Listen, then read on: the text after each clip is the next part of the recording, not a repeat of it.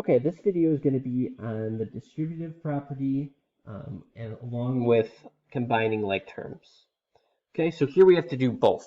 Okay, so the first thing I'm going to do is I'm going to distribute everything first, and then I'm going to worry about combining like terms. So I'm going to focus on this first one here. Okay, so I always like to draw my arrows when I'm distributing, so I don't forget to distribute to a term. So here I'm going to have negative 3 times an x, which is negative 3x. Negative 3 times a 2 is a negative 6. Okay, now here's a tricky one. Okay, we got this negative out in front of this parentheses. So remember there's an imaginary 1 out in front there, right? And I got to distribute to both of these terms here. Okay, so this gives me a positive 2x minus a 5.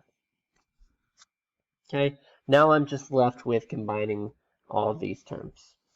So here I have like terms here with these x's.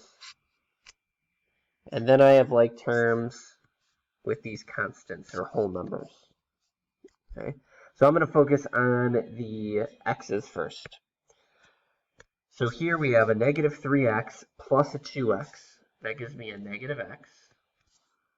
For the constants or whole numbers, we have a negative 5 plus a negative, or a negative 6 plus a negative 5. That gives me a negative 11. And there's my answer. I can't combine it anymore. So that is the distributive property with combining like terms.